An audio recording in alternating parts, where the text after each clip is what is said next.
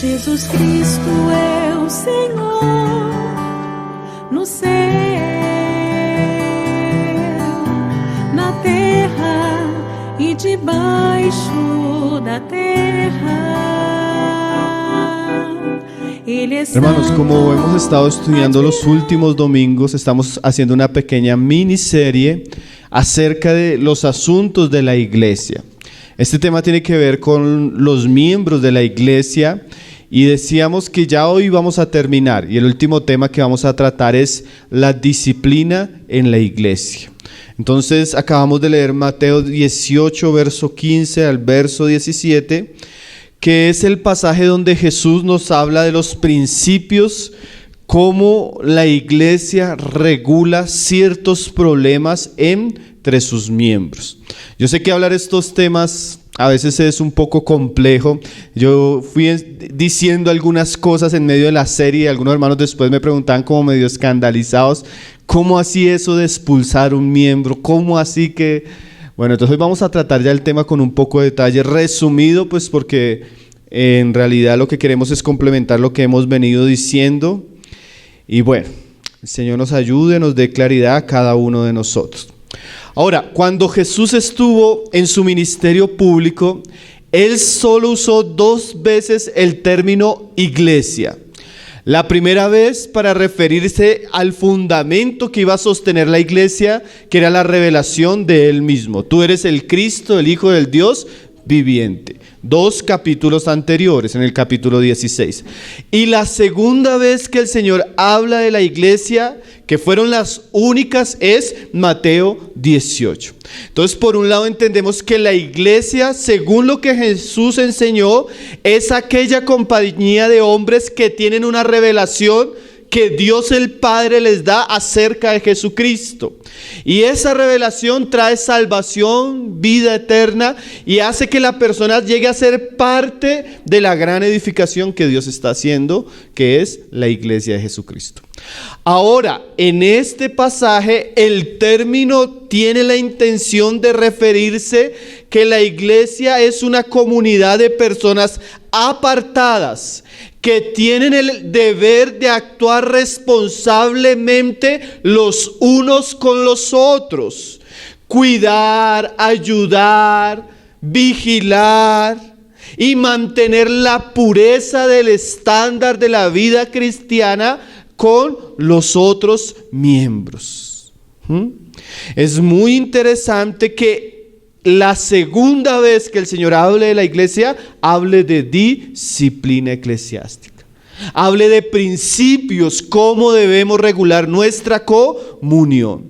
Entonces, aquellos miembros de la iglesia y también aquellas personas que nos están visitando o oyendo hace algún tiempo, deben saber que la comunión de cuerpo, la comunión como miembros de la iglesia, tiene unas responsabilidades y unos deberes que Jesús mismo estableció.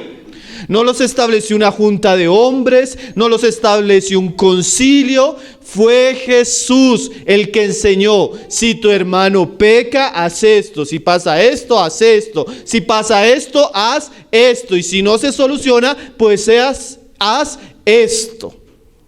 Desobedecer esto, hermanos, sería desvincularnos de la autoridad que tiene Cristo como cabeza de su iglesia, que es un camino muy, muy peligroso. Hermanos, y si nosotros miramos que el cristianismo actualmente, esta es una de las realidades que prácticamente se desapareció en nuestra generación. ¿Por qué? Porque la gente va a la iglesia como ir a misa. Yo voy al domingo donde me gusta. Si llega un momento donde algo no me gusta, no vuelvo. Y mi compromiso con la iglesia no tiene ningún valor. Pero esa no es la vida cristiana que el Señor quiere de nosotros. Entonces vamos a hablar un poco de la responsabilidad de nosotros como iglesia de regularnos y de cuidarnos. Y ahí aparece el término disciplina eclesiástica. Ahora, Pablo dice en 1 Corintios, lo estuvimos viendo en unas reuniones pasadas, cuando la iglesia que tolera el pecado, ¿qué pasa? Un poco de levadura que leuda la masa. El pecado, hermanos, la herejía, las divisiones, como lo vamos a estudiar hoy, son más contagiosos que el COVID-19, hermanos. Si nosotros no tratamos seriamente con el pecado se expande. Si nosotros no tratamos seriamente con la falsa doctrina contamina. Si nosotros no tratamos con los miembros que causan división y problemas en la iglesia, van a hacer rupturas trágicas en medio nuestro. Entonces hay cosas que la Biblia nos llama a tratar con amor, con un espíritu correcto, pero que la Biblia nos pone la responsabilidad como iglesia de considerar. Amén. Proverbios dice que cuando no se corrige el mal camino, los hombres tienden a tomarlo, los hijos de los hombres tienden a tomarlo. Entonces, por ejemplo, encontramos una situación donde hay fornicación o adulterio, es público, los hermanos se enteran, pero nadie lo corrige. Entonces los jóvenes de la iglesia van a pensar que la fornicación es normal. Entonces las otras personas que nos ven afuera no van a ver diferencia entre nosotros como cristianos y las personas del mundo. ¿Sí? Entonces cuando nosotros no tratamos ciertas cosas que la Biblia nos llama a tratar seriamente, son más los problemas que adquirimos. Entonces nosotros tenemos una responsabilidad corporativa de mantener en integridad nuestra comunión y que ella sea en luz. Amén. Ahora vamos a mirar el contexto del pasaje, porque el contexto es muy interesante. Si nosotros entendemos el contexto, no vamos a tener miedo de lo que vamos a hablar. Porque si usted mira Mateo 18, las tres parábolas que el Señor trata en este pasaje, tienen siempre como fin restaurar. Tienen siempre como fin buscar la oveja perdida. Tiene siempre como fin el amor hacia el cristiano que de alguna manera se escarrió. ¿Sí? Y la conclusión de estas parábolas, usted la puede leer, por ejemplo, ahí en la oveja perdida, en el verso 14, donde dice: así no es la voluntad de vuestro Padre que está en los cielos, que se pierda uno de estos pequeños. Entonces él dice la parábola de las 100 ovejas. Un pastor tenía 100 ovejas, una oveja se le perdió, y un pastor sensato, ¿qué hace? Que ama las ovejas. Él deja las 99 por ir por la que está perdida. Y así como actúa ese pastor en la parábola, así es nuestro Dios. Nuestro Dios ama a cada uno de sus hijos. Nuestro Dios ama a cada una de sus ovejas. Y Él está con el deseo de dejar las que están bien por ir a buscar la que está perdida. Y una vez encuentra la que está perdida, se alegra con sus amigos. Cada vez que un pecador se arrepiente, dice la Biblia, que hay una celebración en los cielos. Entonces el principio de disciplina en la iglesia tiene este fin, como dice el pasaje: que no se pierda ninguno de los pequeños. Piensen en los más pequeños, piensen tal vez en el hermano más débil de la iglesia, piensen en el hermano tal vez más carnal de la iglesia, piensen en el hermano tal vez más joven, o el que ha sido más irresponsable en la comunión, o el más rebelde, o el más inconstante, o el más tibio, o el más mundano que hay entre nosotros. ¿Ya pensó en él? Tal vez sea usted, o tal vez sea yo. Pero piense que Dios no quiere que él se pierda. Dios no quiere que ninguno de sus hijos se extravíe. Dios no quiere que ninguno de sus hijos se aparte. Dios no quiere que ninguno de sus hijos viva como una oveja descarriada. Ahí entra la disciplina en medio de la iglesia, como un medio de restauración para aquellos que se están apartando. Como un medio para salvar a aquellos que tienen la tendencia a irse en cosas que no les convienen ni a ellos, ni a su testimonio como hermano, ni a la vida de iglesia, ni a la gloria del Señor. Entonces, hermano, cuando hablamos de esto, el contexto bíblico es siempre restauración. Amén. Eso es muy bueno entenderlo antes de tratar estos pasajes. Ahora, no solo restauración, sino que debemos hacerlo con cierto espíritu. Vamos a ver unos pasajes rápidos antes de entender el pasaje. Segunda de Tesalonicenses, capítulo 3, verso 14, dice: si alguno no obedece a lo que decimos por medio de esta carta, señaladle y no os juntéis con él para que se avergüence, mas no lo tengáis por enemigo, sino amonestadle, mire cómo dice ahí, como a hermano. Entonces la amonestación, como lo que vamos a hablar hoy, no es para enemigos. No le hablamos a un hermano por más necio, por más torpe, por más insensato que sea, como un enemigo. Le hablamos como un ¿qué? Hermano, no como un enemigo. Pablo dice ahí en Gálatas 6, verso 1: hermanos, si alguno fuere sorprendido en alguna falta, vosotros que sois espirituales, ¿qué dice? Restauradle con espíritu de mansedumbre. O sea, la actitud como hablamos con un hermano es muy importante. ¿Por qué? Mire lo que dice Pablo: considerándote a ti mismo, no sea que tú también seas tentado.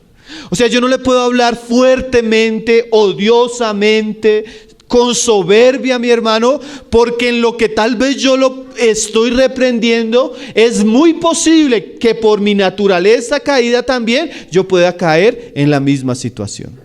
Entonces debe restaurarle con un espíritu ¿de qué? De mansedumbre, de amor, de humildad. Ahora hay otro pasaje que podríamos leer. Bueno, volvemos a Mateo 18. Mateo 18. Ya viendo un poco que es importante la mansedumbre, el amor, el espíritu, la intención con la cual hablamos esto se vuelve un asunto muy bueno.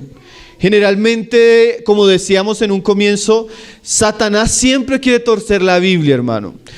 Dios le dijo a Adán y Eva: no comas porque morirás. Y Satanás viene y le dice: con que Dios te ha dicho. Eso no es cierto, sino él sabe que si comes, ciertamente lo que vas a hacer es como Dios. Entonces a veces Dios dice algo y el diablo quiere torcer eso, hermano. Entonces cuando nosotros hablamos de la disciplina, hay un miedo natural en nosotros y hay una voz que nos dice: uy, tenga cuidado con eso. Hermano, pero todo lo que Dios dice, todo lo que Dios manda es bueno, es perfecto y es agradable. Lo que Dios dice es bueno, hermano. ¿Sí? Lo que Dios dice edifica, lo que Dios dice restaura, lo que Dios dice sana y salva. Amén. Entonces vamos a leerlo con ese espíritu, entendiendo que lo que Dios nos dice es bueno. Y nosotros no lo decimos para asustarlo. Nosotros lo decimos es porque esto Jesús lo enseñó y es uno de los deberes que entendemos que tenemos que vivir como iglesia. Amén. Entonces ahora sí vamos a leer el verso 15. Ahora, como yo decía ahorita dando unos ejemplos, nosotros debemos saber que existen principalmente 3 aspectos que en la iglesia se tienen que tratar. El primero es el pecado, ¿sí? La Biblia condena el pecado y la práctica del pecado entre los cristianos cuando ellos no ejercen confrontación, cuando ellos no ejercen, ¿cómo decirlo? Cuando ellos no tratan ese tipo de pecados públicos en la vida de una persona. Una asamblea, una iglesia que tolera el pecado no tiene nada de iglesia cristiana, hermano. Eso es una sinagoga de Satanás. ¿Sí? El pueblo de Dios es un pueblo que es llamado a ser un pueblo santo. ¿Sí? Entonces, el asunto primero que siempre la Biblia trata son los pecados públicos, los pecados repetitivos y los pecados que destruyen el testimonio cristiano. La Biblia nos da varias listas. Lo segundo, como decíamos ahora, la falsa doctrina. Nosotros, así como aborrecemos el pecado, debemos aborrecer todo tipo de falsa enseñanza y herejía.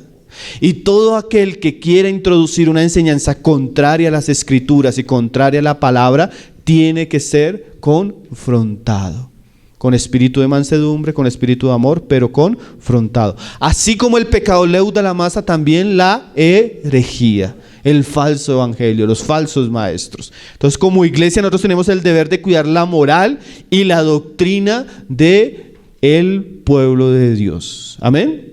Y un tercer aspecto que la Biblia siempre también resalta es las personas que causan división.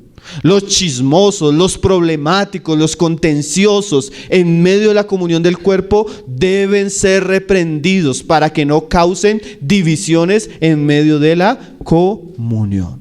Principalmente la Biblia resalta esos tres aspectos. Nosotros podríamos entrar en detalles. Yo compartí una serie con la iglesia en Cartagena sobre la disciplina en la iglesia. Fueron 9 enseñanzas. Si usted quiere conocer más de ese asunto, yo lo invito a que las escuche, hermano. Hoy simplemente vamos a hacer un pequeño resumen de lo que dice este pasaje, a manera de completar lo que hemos estado estudiando como iglesia estos últimos domingos. Entonces dice ahí: por tanto, en el 18:15, si tu hermano peca contra ti. Ahora, muchos entienden esa frase, peca contra ti, que las instancias que una persona debe tomar en relación al pecado que un miembro comete contra él, solo se podrían llevar a cabo si es algo personal. Entonces, digamos, una persona pecó contra el hermano. Pero nosotros debemos entender, hermanos, que cada pecado de cualquier miembro de la iglesia, cuando el pecado es persistente y se hace visible, él no solo está pecando contra Dios ni contra su hermano, él también está pecando contra la iglesia. Entonces, esto incluye a todos los miembros. ¿Y cuál es el principio que nosotros deberíamos aplicar en relación a esto? Primera de Juan dice, se lo voy a citar porque es una parte corta. Capítulo 5, verso 16 dice así: si alguno viere a su hermano cometer pecado. O sea, ¿cuándo comienza la disciplina en la iglesia? Cuando Dios en su providencia permite que yo vea el pecado de un hermano. Generalmente nuestros pecados son secretos, ¿cierto? Pero muchas veces Dios, para librarnos de nuestros pecados y de la hipocresía que a veces cultivamos, Él saca a la luz el pecado. Sin que usted lo esté proponiendo, usted va por la calle y usted va caminando y vio a fulano que es casado con otra fulana. Y el fulano va a la iglesia. Él no está pecando directamente contra usted en un sentido, pero si él es miembro de la iglesia y usted también es miembro de la iglesia, usted delante de Dios ya es responsable porque Dios le permitió ver el pecado de su hermano. Entonces la disciplina eclesiástica no es solo un asunto que tiene que ver con los ancianos o los pastores de la iglesia. Siempre en un inicio comienza como algo personal entre alguien que pecó y un miembro que por providencia de Dios vio que esa persona estaba pecando. ¿Eso qué quiere decir, hermano? Que como iglesia tenemos la responsabilidad de no hacernos de las gafas gordas cuando Dios nos permite ver algo en medio de sus hijos. ¿Y eso qué hace, hermano? Despierta un compromiso, ¿qué? Corporativo. ¿Sí?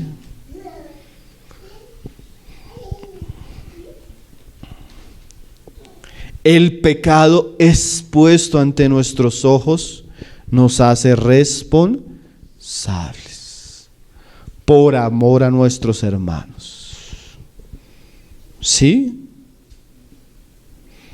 Entonces, ¿qué debe hacer la persona? Dice ahí: ve y repréndele, estando tú y él solos.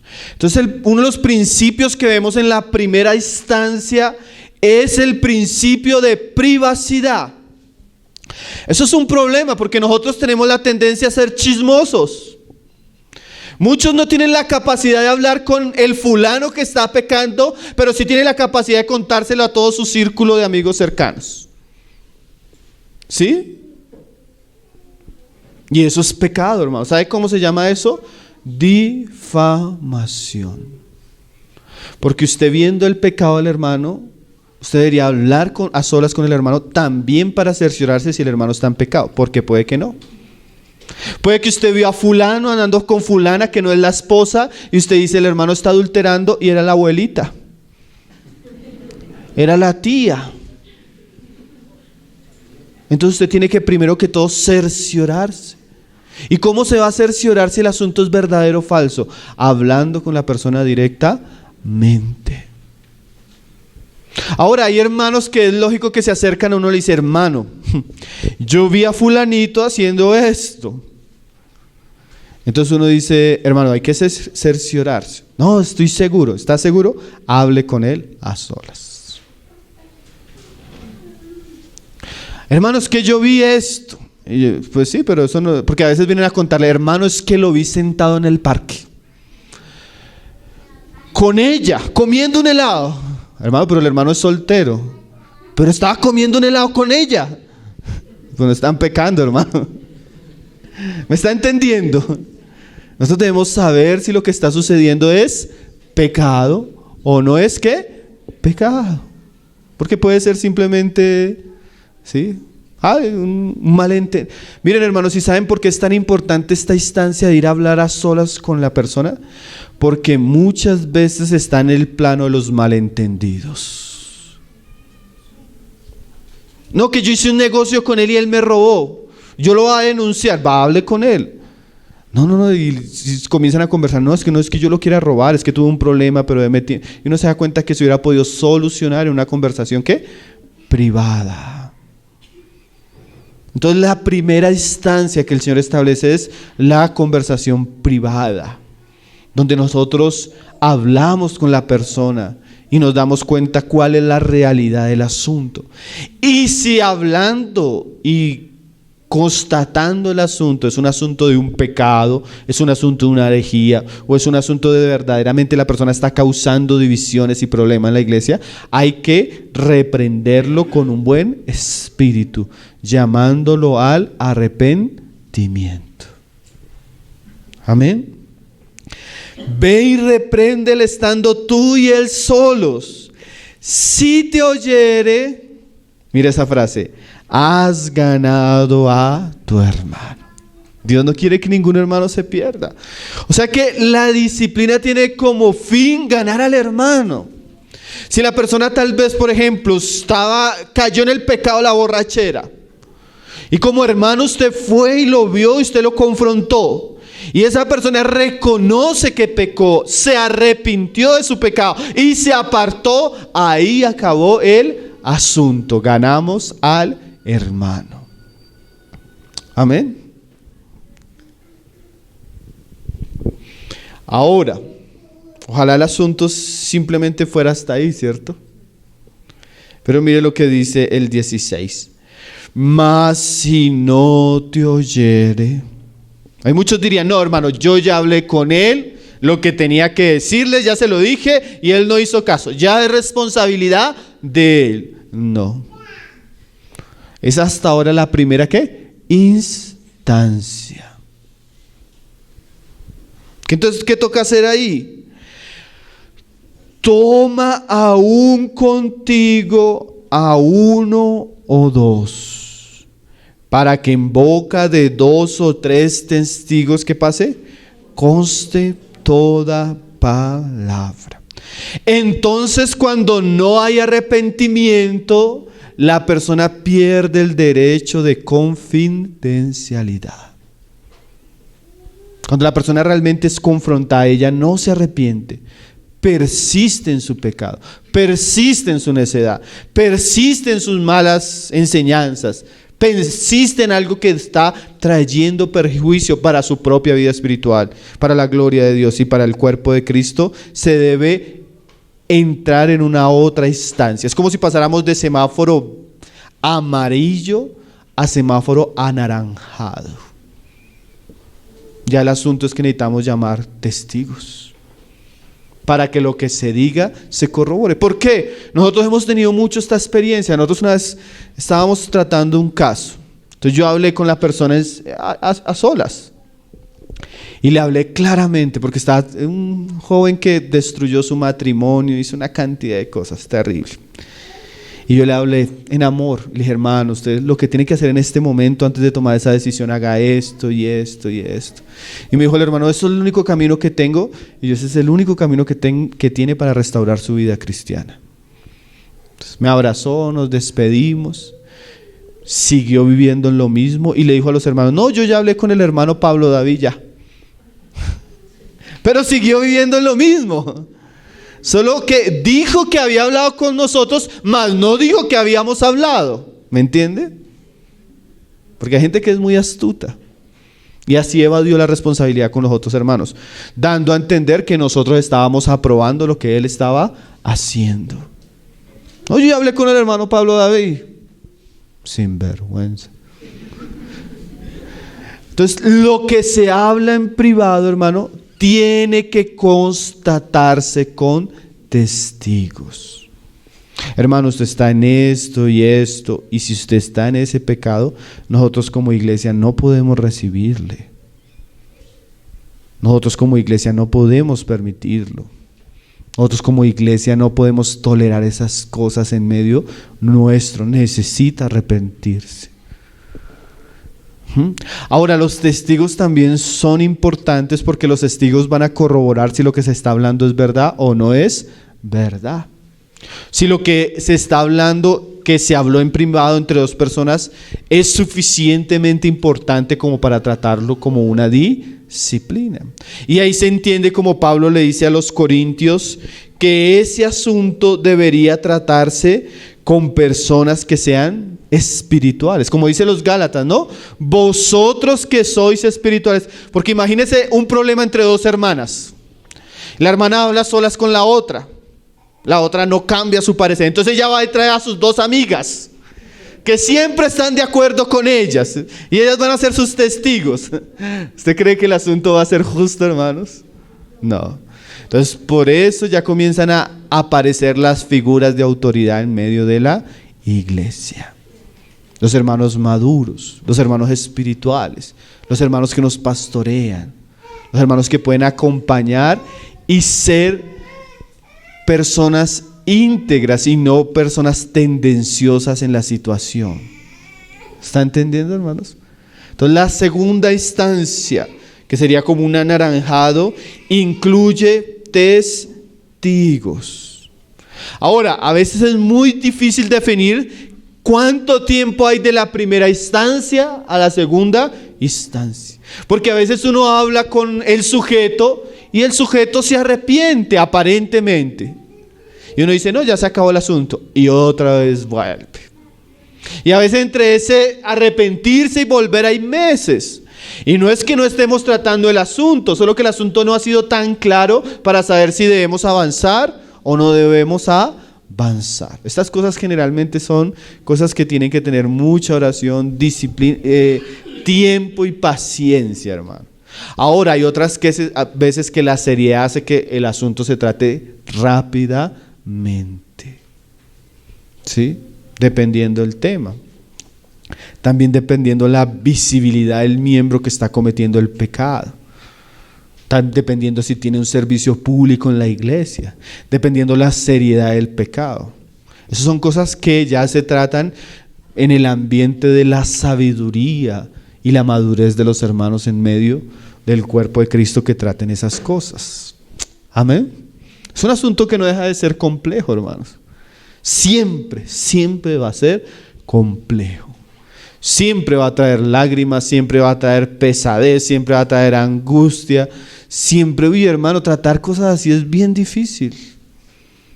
Eso es una escuela que yo un día les decía a los hermanos les gusta predicar, pero no tratar problemas. ¿Sí? Pero a veces tenemos que tratar problemas, no solo predicar. Ahora mire lo que dice en tercera instancia. O sea, cuando el asunto no es oído, cuando el asunto no es recibido, ¿qué dice el Señor ahí en el verso 17? Si no los oyere a ellos, Dilo a la iglesia. Uy, hermano, qué asunto serio, ¿cierto? Cuando una persona se empecina, cuando un miembro de la iglesia se empecina en el pecado, no quiere escuchar a nadie, de alguna manera él comienza a perder ciertos privilegios. Ya pierde totalmente el privilegio de la privacidad. Ahora el asunto ya no se puede tratar a solas con testigos, sino tiene que ser un asunto público. ¿Y por qué un asunto público? Piensa en una persona que tiene un problema de doctrina. Lo llamamos a sola, hermano, no enseñe eso porque eso es una doctrina falsa y está contaminando a los hermanos. Los hermanos quieren guardar ahora el sábado. Quieren circuncidarse. Sí, hermano, yo voy a mirar. Y uno después lo vuelve a escuchar haciéndolo, hermano. Pues ya no se le puede tratar a solas, sino que hay que llamarle con testigos. Y la persona aún así se sigue empeñando en mandar videos, hablar de eso a la iglesia. ¿Qué debe hacer la iglesia, hermano? Para que esa doctrina no haya cabida entre nosotros, debe ser expuesto públicamente el error y la herejía, como una manera de guardar a la iglesia de contaminarse en una falsa enseñanza. ¿Sí está entendiendo el principio? El Señor primero trata de guardar el miembro. Y también lo trata de alguna manera de reprender con más severidad para que el miembro entre en razón. Porque cuando uno le hablan a solas, uno como que escucha, pero a veces no. Pero cuando le llaman testigos, uno como que ya dice, uy, el asunto es serio. Pero imagínense que frente a la iglesia, hermano. ¿Saben que yo prácticamente en lo que llevo de vida cristiana, hermano, nunca he experimentado esta tercera instancia? Porque generalmente en la primera instancia, la persona que es necia ya no vuelve. No vuelve, uno habla, hermano, y ya desapareció. Como dicen en portugués, sumió. Cuando hay casos donde, bueno, en la primera instancia no, pero en la segunda instancia, cuando ya hay testigos, generalmente o la persona o se arrepiente o se va, hermanos. Son pocos, son muy osados, podríamos decir, los que llegan a una tercera instancia, permaneciendo en la necedad y queriendo estar también en la comunión. Entonces mire lo que dice el Señor: mas si no los oyere a ellos, dilo a la iglesia. Y mire esa frase: y si no oyere a la iglesia. O sea que ahora la iglesia, al enterarse de la situación, tiene que exhortar al miembro para ayudarle a salir de su pecado. Escuchamos el testimonio de unos hermanos en un país donde literalmente la iglesia, al enterarse de situaciones así, todos los miembros de la iglesia tienen el deber de llamar al miembro que está en el pecado. Entonces lo llaman: hermano, arrepiéntase, mire lo que usted está haciendo. Y eso lo tienen que hacer todos los miembros de la iglesia. Y si llega un punto que toda la iglesia no escuchó a toda la iglesia, ya ahí se tiene que tomar la cuarta instancia. Pero es un principio tan interesante, hermano, porque esto es bueno que ustedes lo sepan. Ni el hermano Pablo David, ni el hermano Héctor, ni ninguno de los hermanos que sirve entre nosotros tiene la autoridad para expulsar un miembro. Ninguno de nosotros tiene esa autoridad, hermanos. La instancia mayor para expulsar un miembro es la iglesia misma. ¿Sí lo está viendo? Porque imagínese que tal usted me caiga mal y yo no me vuelve aquí. Así como hacen muchos diótrofes en muchos lugares, ¿no? Nosotros no somos dueños de la iglesia, hermano. Ciertamente tenemos que acompañar esos procesos, ciertamente tenemos que velar y a veces involucrarnos, pero la autoridad final para expulsar un miembro de la iglesia es la misma iglesia. En el consenso general y entendimiento que el pecado que esta persona está cometiendo no lo quiere abandonar, en el consenso general que esta persona realmente está enseñando una herejía y no se quiere arrepentir, y en el consenso general que está causando divisiones y problemas al cuerpo. Ahora el asunto es bien difícil porque mire lo que dice ahí: si no los oyeres, dile a la iglesia. Y si no oyere a la iglesia. O sea, uno hubiera querido pensar que el Señor hubiera dado una o dos instancias, pero el Señor conoce la dureza del corazón, hermanos. El Señor sabe que la iglesia iba a pasar problemas serios, hermano. Hermano, ¿y saben qué es el asunto cuando la iglesia pasa por jornadas así y la iglesia no trata sabiamente estos asuntos? Hay asuntos que destruyen iglesias. Hermano, yo he ido a iglesias destruidas espiritualmente, donde los hermanos fueron dispersados y los pocos que están escandalizados porque no supieron tratar el pecado, por ejemplo, de uno de sus líderes. La falta de una disciplina sabia que restaure al miembro y guarde a la iglesia, lo que trae en últimas es destrucción general. ¿Sí? Yo he llegado a lugares donde uno dice, no hermano, ¿cómo están? No hermano, pues es que imagínese, yo cómo voy a escuchar la predicación, o yo cómo voy a adorar a Dios con paz, sabiendo que el fulano de la alabanza está haciendo esto y esto, y la iglesia lo sabe y nadie hace nada. Eso trae un espíritu de muerte, de ruina, hermano. Sin contar que cuando hay pecado tolerado en medio de nosotros, la gloria y la presencia de Dios se va. Y cabos. ¿Ustedes se acuerdan el caso de Acab? Cuando ellos van conquistando la tierra prometida. Derribaron Jericó, que era una gran ciudad. ¿Por qué? Porque Dios estaba con ellos. Después fueron a la siguiente ciudad, que era una ciudad pequeña, y salieron destruidos, avergonzados, y murieron casi 1000 hombres.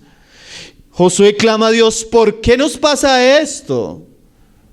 Y el Señor dice, hay anatema entre ustedes. Quitad el anatema. ¿Cuál era el anatema? Acab. Y cuando hay anatema en medio del pueblo de Dios, Dios no puede bendecir una iglesia, hermano. Pero hay muchas iglesias que no crecen. Pero hay muchas iglesias que no maduran, hermano. Porque muchas veces el pecado tolerado, la inconstancia, la falta de fidelidad a sus miembros, la falta de amor los unos hacia los otros y el trabajo hace que la obra sea muy perjudicada. Ahora mire lo que dice el Señor: y si no oyere a la iglesia, ¿qué debe hacer la iglesia? Tenle por gentil y publicano. ¿Sí? Ahora, esta no es una instancia definitiva. Si el miembro después de esto se arrepiente, la iglesia tiene que recibirle. Pero si después de confrontación privada, pública con testigos y la confrontación de la iglesia, el miembro realmente no se arrepiente de una manera genuina, la iglesia tiene el deber de considerarle de cierta manera, que es gentil y publicano. Para nosotros es un poco difícil entender, pero para los judíos esto era bien claro. Un judío no comía con un gentil ni comía con un publicano. Un judío no dejaba que un gentil entrara a su sinagoga. Un judío no tenía un relacionamiento íntimo y de amistad con un publicano. ¿Eso qué quiere decir, hermano? Que un miembro o un cristiano que persevera en su pecado, en su herejía o en sus problemas de división y no se arrepiente, aunque sea cristiano, la iglesia tiene que considerarle como no cristiano. ¿Sí? Es que yo soy cristiano. Arrepiéntase si quiere estar con los hermanos.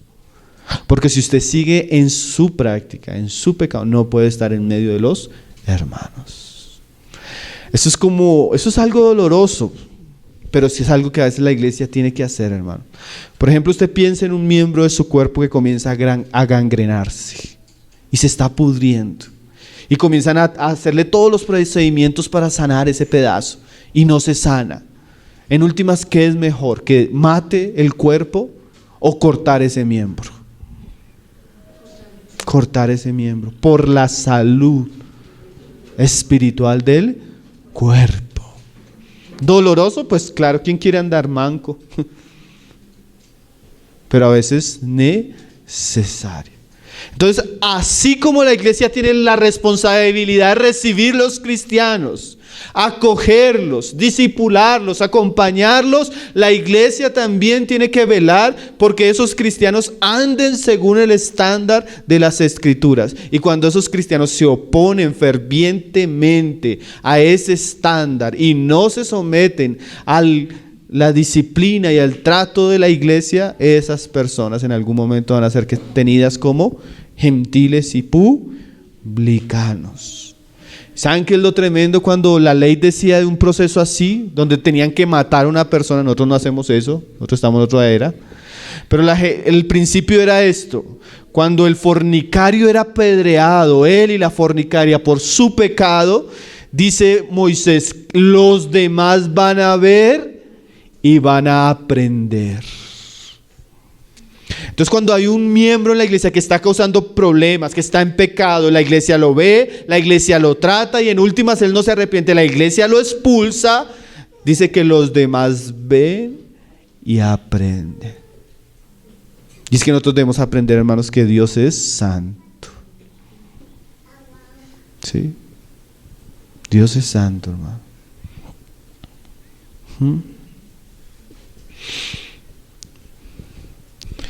Mire lo que dice 1 Corintios 5, verso 3, que es: tenle por gentil y publicano. Ya Pablo nos explica un poco más qué es eso en la práctica. Dice: ciertamente yo, como ausente en cuerpo, pero presente en espíritu, ya como presente he juzgado al que tal cosa ha hecho. En el nombre de nuestro Señor Jesucristo, reunidos vosotros y mi espíritu, con el poder de nuestro Señor Jesucristo. Mire ese asunto serio, hermano. Ahora, en la práctica, yo conversaba con algunos hermanos, preguntando cómo ellos tratan eso en algunos lugares. Y ellos ya dan a entender a algunos que el consenso como iglesia no quiere decir que en esa reunión tenga que estar toda la iglesia, pero sí por lo menos lo que ellos llaman la iglesia representativa. Los hombres o los hermanos que más llevan tiempo, la mayoría. A veces involucrar a un nuevo creyente en una situación como esta debe ser muy, muy difícil, ¿no? De pronto se tiene que enterar de lo que se hace, más en realidad toda la iglesia hace un consenso general, principalmente los hermanos que están ya tiempo y con la madurez para tratar un asunto. Pero mire lo que dice Pablo acá: debe haber una reunión en el nombre de Jesucristo. Qué reuniones, ¿no? Son de esas reuniones a las que uno no quisiera asistir nunca. Reunidos vosotros y mi espíritu, con el poder de nuestro Señor Jesucristo.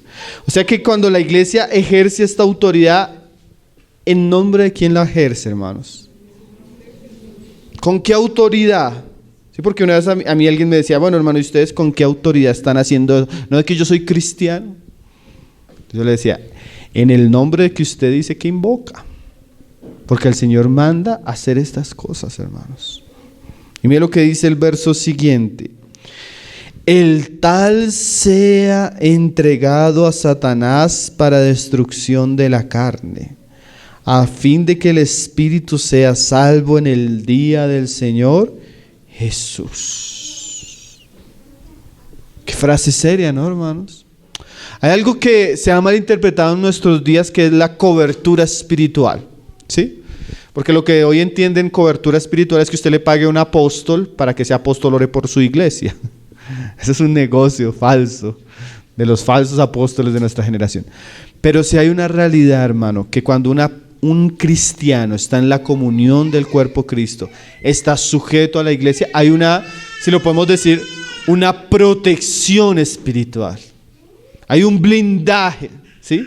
En la comunión definitivamente, como dice la Escritura, Dios nos guarda. En la comunión Dios bendice. Dios derrama vida eterna.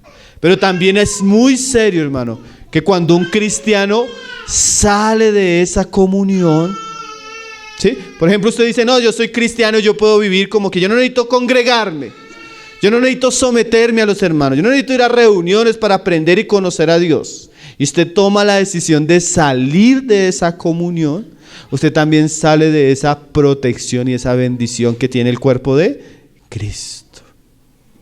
Y ahora lo que dice Pablo es que la iglesia directamente debe orar y entregar a ese cristiano a las fuerzas del mal.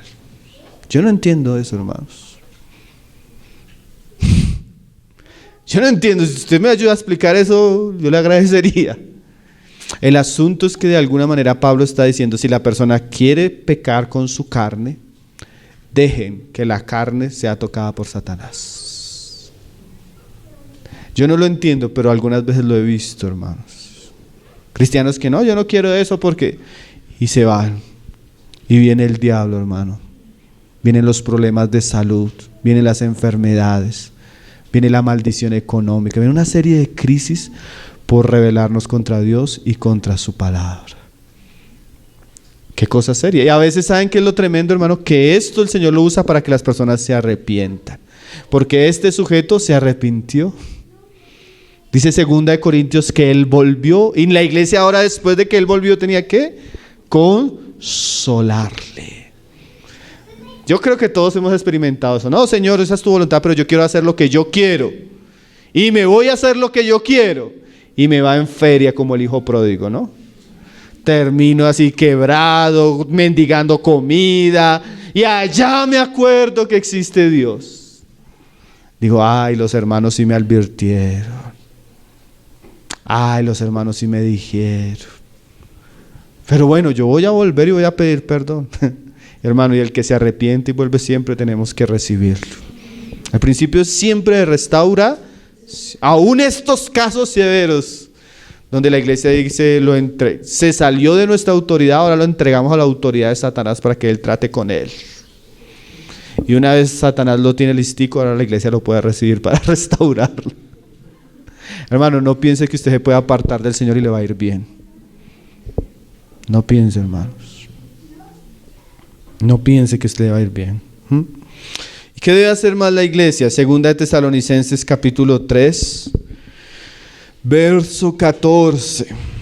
Dice, si alguno no obedece a lo que decimos, ya lo habíamos leído, ¿cierto? Por medio de esta carta, a ese que señalarlo. A veces es necesario, como decíamos, hermano, que la iglesia sepa, participe y señale la situación y a la persona. ¿Por qué? Digamos nosotros que vivimos en una ciudad donde las iglesias están tan cercas, ¿qué puede suceder? Y ya nos ha sucedido. El sinvergüenza viene y hace aquí la que quiso. Se le corrigió, apenas se le corrigió, ¿qué hizo? Se fue. Y ahora llegamos y nos enteramos que a los 15 días se está reuniendo con los hermanos de por allí. ¿Sí? Entonces, ¿qué deberíamos a veces hacer? No solo señalarle, sino también advertir a las otras iglesias que están en comunión que el sinvergüenza está por ahí haciendo de las suyas. ¿Sí? ¿Por qué? Porque lo que hizo acá a veces lo puede llegar a hacer en otros lados. Entonces, es una manera de cuidarnos como cuerpo. Por eso también, como decíamos al comienzo, y los hermanos a veces abren los ojos, pero es cierto, cuando una persona llega tenemos que preguntarle de dónde vienes, por qué vienes. Casado, soltero, en paz, en problemado. Porque hay gente que a veces viene con una maletota, hermanos, con una marca en el camino de destrucción por donde ha pasado. Y a veces es sabio hasta no recibir a ciertas personas que no se sometieron a los hermanos en otros lugares y causaron problemas. ¿Cierto? Como un método. ¿Somos exclusivistas? No, hermano. La idea es que la iglesia sea abierta a la comunión, pero una comunión en luz. Ahora, si la persona quiere venir, porque alguien me dijo, es que fulano quiere venir y quiere congregarse con otros, no. Entonces, ¿a qué quiere venir? No, solo quiere venir a ver. Pues que venga y vea y se siente de atrás. Hay muchos que vienen y vean. Pero si la persona quiere participar de la mesa, participar de la comunión, servir entre los hermanos, crecer en la vida del cuerpo, tiene que someterse a la disciplina de la iglesia. Amén, como hemos estado diciendo. Esto que estamos tratando hoy, de pronto usted viene por primera vez y dice, uy, acá el asunto es pesado. Hermano, esto es solo para los miembros de la iglesia, ¿no? Los visitantes, desde que respeten nuestra reunión, no causen problema, ahí está el asunto. Tenemos una reunión para recibirles, evangelizarles y explicarles estas cosas ya más personalmente. Amén. Dice Pablo, entonces, ¿qué? Señaladlo. Y mire lo otro, hermanos. Y no os juntéis con él. Porque imagínense, la persona sale herida de la comunión. Y es un amigo suyo, además de ser hermano en la fe, es un amigo suyo. Entonces usted va a visitarlo y él comienza, no, es que el hermano Pablo no sé qué, y es que cómo me van a hacer. Y usted, sin darse cuenta, usted se deja contaminar, hermano. Y usted comienza a participar tal vez del pecado de él. ¿Está entendiendo? Entonces a veces cuando las personas no manifiestan arrepentimiento o no escuchan para arrepentirse, es mejor mantener una distancia, porque eso nos puede contaminar. Claro, si el Señor nos da la ocasión para volverle a hablar por si se arrepiente, pero tolerar conversaciones, compañerismo y una amistad en el error, en el pecado, generalmente eso nos contamina. ¿Con cuál fin? Dice, y no os juntéis con él para que se avergüence. Porque a veces Dios usa esa vergüenza para despertar nuestra conciencia.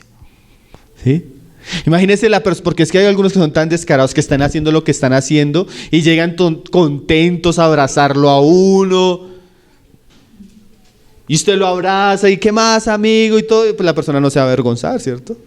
Pero si usted le dice, oiga, ¿usted no le da pena lo que está haciendo? Mire lo que los hermanos le han dicho. ¿Usted no siente vergüenza? Eso al más duro lo hace pensar, hermano. Entonces, como un medio del que el Señor usa, ¿para qué? Para que la persona se despierte de su necedad. Mas no lo tengáis por enemigo. No es que, porque hay gente que comienza, no, usted es un hijo del diablo, usted no sé qué, apártate de mí, Satanás. No, hermano, trátele como un hermano, un hermano que está en pecado, un hermano que está alejado, pero al fin y al cabo, ¿qué? Un hermano. Tito 3, verso 10. Ya vamos terminando, hermanos. Dice, al hombre que cause divisiones después de una y otra amonestación, ¿qué dice la palabra? ¿Qué? Desechalo. Yo hablaba con unos hermanos en estos días, hermanos, esa iglesia ha sufrido. Pero es que eso parece la iglesia de Esmirna. Pero no ha sufrido por persecución. Ha sufrido porque tiene unos miembros entre ellos que son solo problemas, solo divisiones, solo murmuración. Y eso genera un ambiente tóxico y tóxico y tóxico y tóxico. ¿Y cuánto llevan con eso? No, 10 años. ¿Ya le han hablado? Sí. ¿Y qué ha pasado? No, él sigue igual. ¿Y siguen tolerándolo? Sí. Hermano, y eso trae muerte y muerte y muerte y muerte. Al que se le habla 1, 2, 3 y no escucha.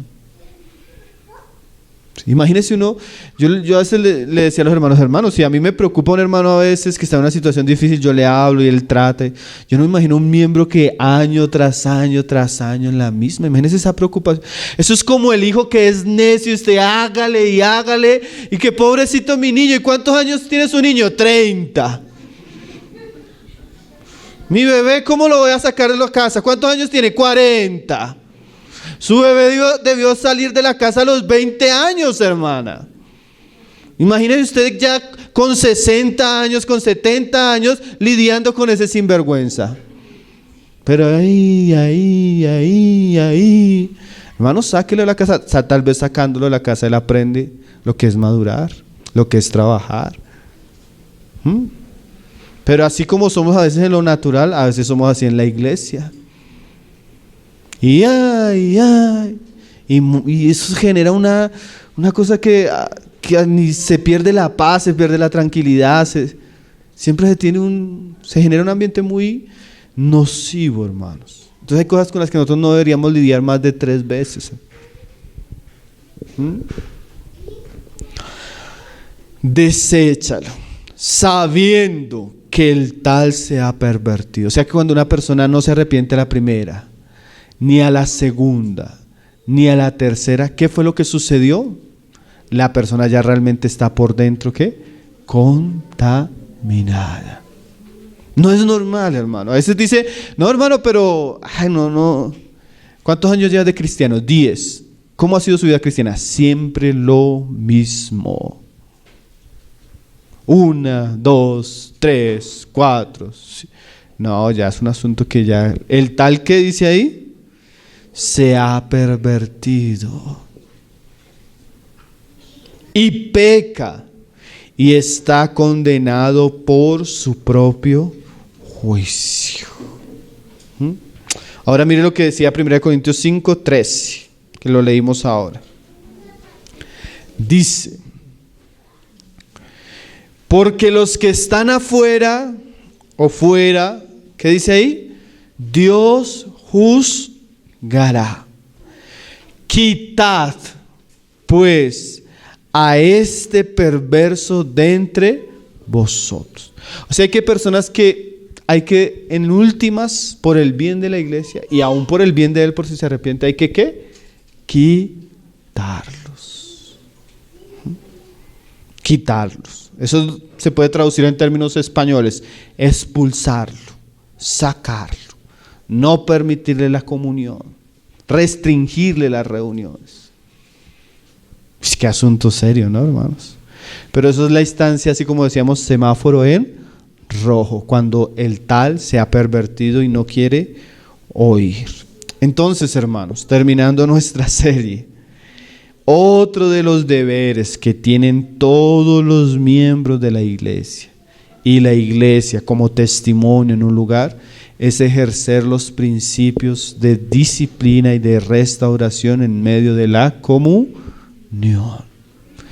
Cuando usted está viniendo acá, póngame cuidado en esto. Entonces usted comienza: no, yo hermano, yo quiero congregarme. Entonces usted conoce al Señor, se bautiza, lo recibimos aquí públicamente. Usted adquiere un compromiso de someterse a los hermanos. Y los hermanos adquieren un compromiso de ayudarlo a usted, y que cuando usted se esté desviando, ellos tienen el deber como hermanos de corregirlo. Y ese ambiente trae sanidad, trae salvación y trae salud espiritual para la iglesia. Las iglesias que no practican estos principios, hermano, generalmente son leudadas. Y nosotros no queremos tener un testimonio donde el Señor sea deshonrado. Amén. El Señor nos ayude, hermanos, a entender estos asuntos, y no solo entenderlos, darnos la sabiduría, el amor, la prudencia, la paciencia, pero también la firmeza cuando necesitamos tratar estas cosas.